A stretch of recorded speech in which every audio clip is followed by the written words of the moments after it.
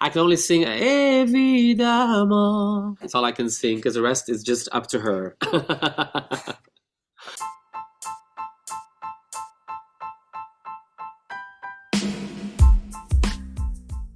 Congratulations on what you've achieved. How are you feeling right now? What's this journey been like so far? Well, it's been busy, but it has been very yeah, it has been very lovely, I have to say, and it's been informative as to who I want to be and who I am as an artist. Really, it's been a very great journey for me up till now. Yes. I mean, you mentioned it there, you are a true artist. I mean, look at what we're looking at now. I see, I think, seven, maybe more keyboards surrounding you in the room. This is I my love it. studio. This is where I work. So yeah, this is my Oh, studio. brilliant.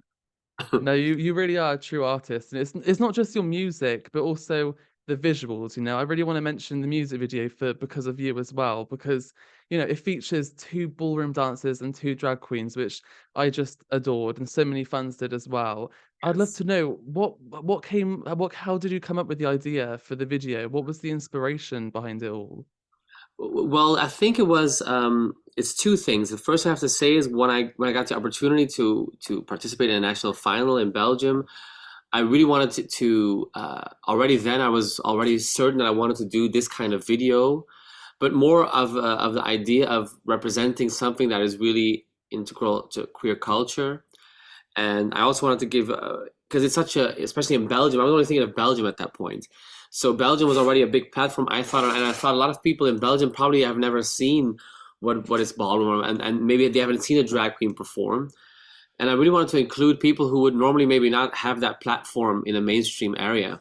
And I think it was very quickly for me. I knew that this wasn't just about me being on stage like ta-da, it's all about me. Because the song "Because of You" is again about inclusivity and about thanking the people around you who brought you to that place of inclusivity. So I wanted to really embrace that in the video as well. And visually, it's very clear, of course, that it's very much influenced by early 90s videos, the era of the video. And we did, I have the great luck that my husband is my visual director and that he's my a visual everything basically, because he's my photographer, videographer, and everything. And we came up with a mood board. We first worked separately, and funnily enough, we came up with the same names in our mood boards. So it really was like an era or an ode to an era of like, a lot of Herb Ritts photography, Herb Ritts videos that were very much um, in black and white, but then, with a very stylized, like bit 40s elements. And we wanted to create a bit of color. And in the early 90s, there was like this kind of thing, they call it overlays. They would use like little pieces of color over the black and white to create something of an overlay. So we wanted to do that. So it was really we wanted to create an ode to that era, and we were not afraid to people. We were like, yeah, people can say it's really retro, but that's really what we were going for. And I think also with when you see the visuals on stage, you see the video.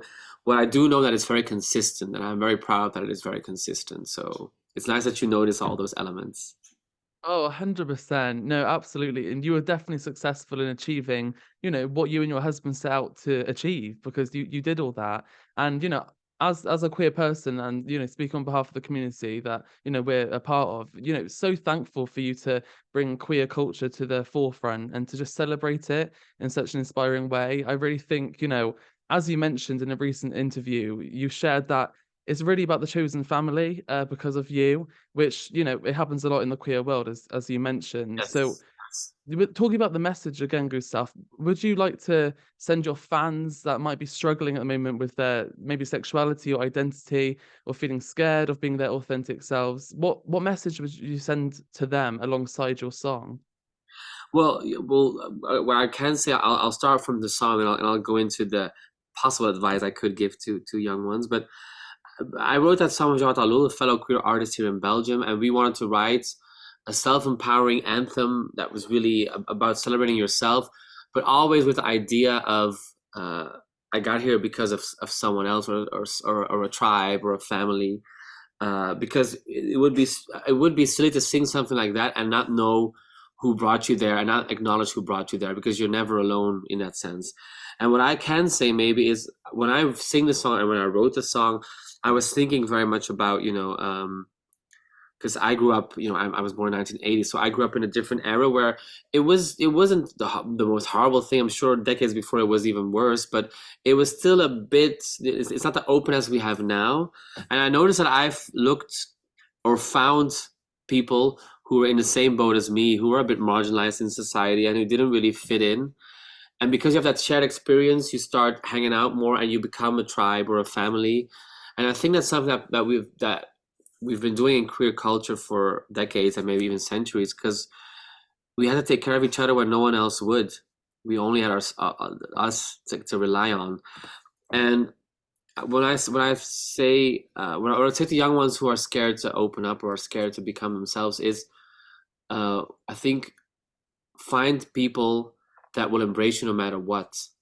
Go to where you are loved and find the people that will actually lift you up to where you need to be as a person. And also know that you don't have to do everything at once. Take small steps.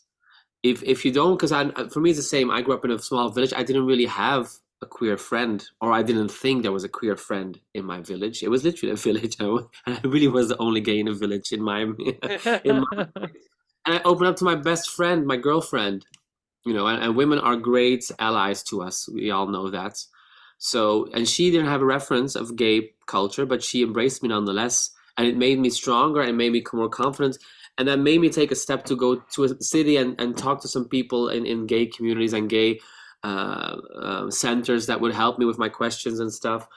Meaning, don't push yourself into a position where you have to offer and or sacrifice a lot of your courage.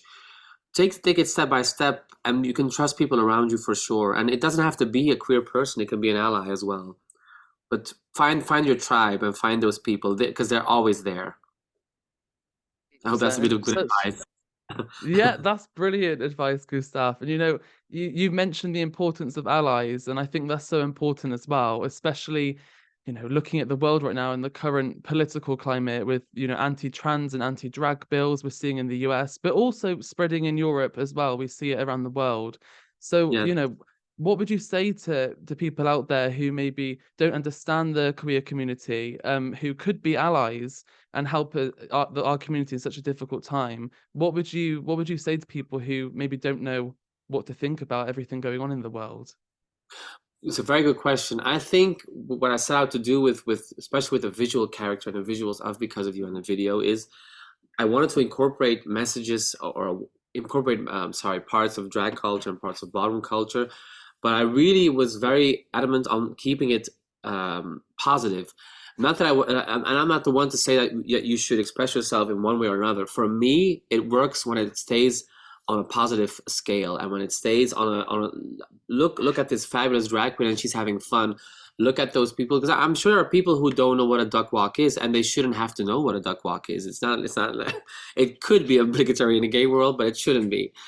And my point is, I think if people see something like this and they are just moved and they're like, oh my God, who are these people? They're having so much fun. And maybe it's a very silly and naive thought of me, but I think that's really already enough. And then I would hope that maybe when people see that, they will maybe start looking and Googling some stuff and find out about the culture. And I think people who don't know about it's bizarre because when we ask the question, it's a bizarre way to think about it, because maybe those people would never hear us talking about these things. But if they would encounter that in my head, I would be like, anyone with an open heart and an open mind will always embrace what we do, because then you embrace everyone and everything. And I think if you come from love, then you all automatically will be that kind of person. But it's very much you're right. There's definitely also stuff happening not only in America but also in Europe that is concerning for sure. Definitely. Well, yeah, like you mentioned Europe just then at the end, going to your homeland, to Belgium, how do you see I guess the mainstream accepting your music and you as an artist? Because you mentioned how maybe voguing and ballroom aren't in the mainstream media in Belgium. So how important is queer representation to you in your art? It is very much important to me, because I think when I started out as an artist, I think I signed my first record deal when I was 17, and I released my first single in Belgium when I was 19, and it became a hit, and I won like the best debut, like the Grammys in Belgium, kind of. But there was definitely, this was already 20 years ago, of course, and there was definitely people saying to me around me, like, because I was very much an open and out gay man, and there were definitely people who were saying like, maybe you shouldn't say it per se, maybe just keep it a mystery was the typical term they used. So in that moment, it really messed up my brain a little bit as a young gay man and a young musician because it gave me the signal you can be successful if you are not true to yourself. You can be successful if you hide yourself. And I made a whole point with coming out at 14 to not hide myself. And then when I finally achieved my biggest goal in life, because I was always knew I wanted to be a singer, always was very driven in that sense. To find out that your sexuality is the one thing that could work against you is devastating. You know, because I can change my sexuality. There's no way I can change that. And to have that choice being given to you is awful at a young age. So then, you know, that's why what I do now, I changed my name to Gustaph years later. And I definitely wanted Gustaph to be a manifestation of an artist that is completely himself and completely true to who he is. And I think from that moment on, I think the queer element of my art has always been part of my expression, be it in the visuals, but also in my lyrics. I think I learned to deal with a lot of that stuff through my music and through creating songs. And it will always be part of what I do. And even more so, I think until we are rid of all those shadows on the sides of our freedom, whatever I do as a queer artist that's open and out will always end up being political. And I'm very comfortable with that.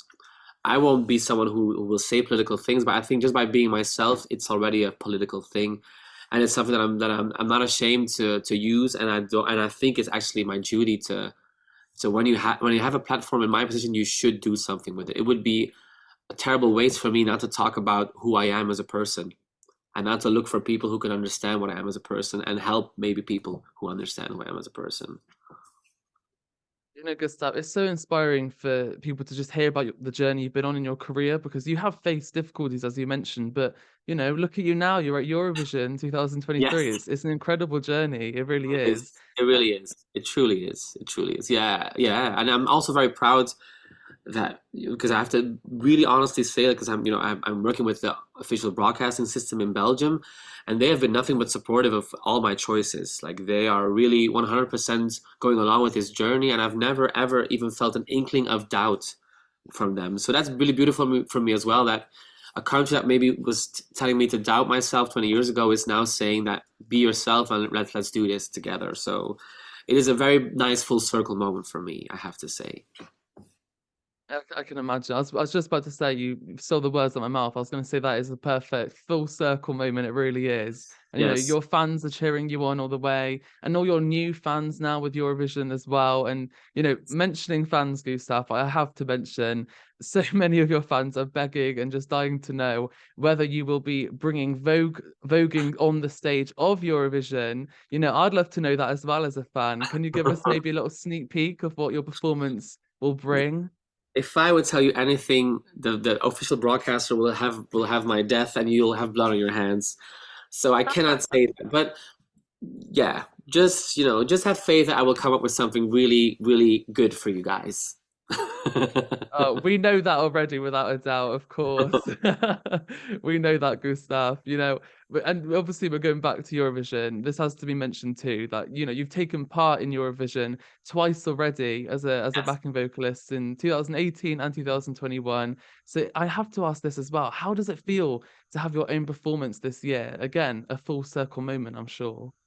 Yes, yes, yes. And I think without having those two experiences prior to my own entry, I would have not been able to do this, I think, because the great thing about that is it gives you a reference when it comes to Eurovision, because all of a sudden you're in the machine, you're part of a delegation. I was a vocal coach and I was a backing vocalist, and you really have to do your job within the delegation. You have to make sure you do your job well. And I felt a tremendous pride in doing that. Like I will never forget twice when I heard the metronome, like one, two, three, before performing. I really felt this tremendous pride in my heart for my country. And like really felt like I have to do well for my country now. And I thought that was I've never ever felt that before. I'm assuming that's what footballers feel when they're doing one of their whatever footballers do. I have no idea how football works, but I'm sure they must feel a sense of pride before they go on to do a match. So I think that's something that really was informative of me finally doing it for myself. And I don't think I would have had the guts to do it until I kind of had that feeling of what it's truly like. Well, again, like I said, full circle moment. Here you are now, and we love your song. You know that, but there's so many great entries as well as you this year that I'm sure you've heard and you've Yes. enjoyed. But I'd love to know, Gustav, what's your favorite song apart from yours, of course, from this year? And could you maybe sing it for us in a true Gustaf style? Because I'd love to hear that too. Oh, well, the sounds are so good I'm scared to sing it. But what I will tell you is from the moment I heard Évidemment by Zarra, the entry for France, I have to say I really fell in love. And for me, it's what I love is I keep telling people when they ask me what it's like, I say it's Edith Piaf when she goes to Studio 54. It's like there's this chanson vibe. She's very theatrical in the vocals and the lyrics, and then you have this beautiful disco-y production on the song, and it works wonderful. And yeah, I met her briefly in Madrid, and she's actually exactly how I thought she would be. Just a really she's a really just a girl's girl, and she just talks shit with you, and just a lovely, lovely, lovely person. And I can only sing Évidemment. That's all I can sing because the rest is just up to her. But I have to That's what we say, needed. good. But I have to say, I think it also still for me because I have my favorites because there's more than Lazara as favorites for me. But I think honestly, I have to wait until the semifinals start because, as you know, as a fan as well, staging and performance is such a huge influence on how a song will do and how a song comes across. Like for example, Mimi Cat from Portugal, I liked her song, but then when I saw her perform, I loved her song because she just lifted the whole song to a next level. So there's something to say about the magic of the night itself. 100%. No, that's, I guess even more than half of what Eurovision is. It's the performance itself, which is why we're so excited to see yours and Lazara and Mimika, everyone. But going back to Lazara, I could see you two in a song together. I really can. There's so many influences there. I follow her on Instagram. I see she's a true lover of drag and drag performance as well, Yes, and she yes, celebrates that. Would yes. you ever see in the future a collaboration between you two? That'd be brilliant. I would say yes immediately. So, but we just made an online agreement that we would have a cocktail this Saturday in Amsterdam. So let's see where that leads to. But I would love to work with her. She's incredible. I love her. Oh, I love that. Watch this space. I'll be keeping my eyes on both of you, that's for Yes, yes, sure. yes. We'll make sure it ends up somewhere on social media. I look forward to it. I really do. Sticking on to Eurovision, Gustav, I need to ask this as well. I know the entries have been filming their postcards for Eurovision recently. I know you've recently filmed yours. Are you able to tell us anything about that? A little teaser of what we can see on your postcard, because I'm sure it'll be a beautiful one. Yeah, well, I think because they released yesterday, I think BBC released that the video, so it's kind of explanatory. It's a photo shoot that we kind of arranged at the Atomium. Atomium is one of the most famous landmark buildings of Belgium. It's a very retro futuristic building, and once the BBC was keen on doing that, I work with Walter van Beirendonck, a designer I work with a lot now for my Eurovision entry, and he has some like gold retro futuristic boiler suits. I was like, yes, done. We're gonna shoot that, and we turned it into a true photo shoot because the pictures we took there are the ones that ended up on the Eurovision site as well. So it's really just me posing the house down in front of the Atomium while my husband takes pictures of me. But it's a very because I know they asked for something that was truthful to the artist, and that's really Jeroen takes all my pictures, my husband, and he does everything for me when it comes to pictures. So it make total sense. And yeah, it's also I also said to BBC the same thing because they were asking about how do you want to do this. Yeah, I want to really showcase him also as my husband. I think with the message I'm portraying, I think it's very important that I incorporate him not only because we're working together, but also because he's my husband. And I didn't want it to make it into again. I didn't want it to make it into a thing. It's more like here's my husband. I gave him a kiss. It's like yeah, this is what it is, and now we're doing photos together. So I really hope that people understand that I'm just trying to show who I am in life, and that I'm just like anyone who loves someone. Basically, that's what I really wanted to show with that video. That's wonderful. It really is. I can't wait to just see it all together, you know, the performance and just everything. And also that collaboration with Lazara as well. Okay, keep my fingers crossed for that one. Yes, so much to look forward to. But it's been so lovely to catch up with you and just to hear about everything you've got planned. It's also exciting, and I can't wait to see what else you've got coming up in the future as well. We'll be cheering you on. Thank you so much. It was a lovely talk. Thank you so much.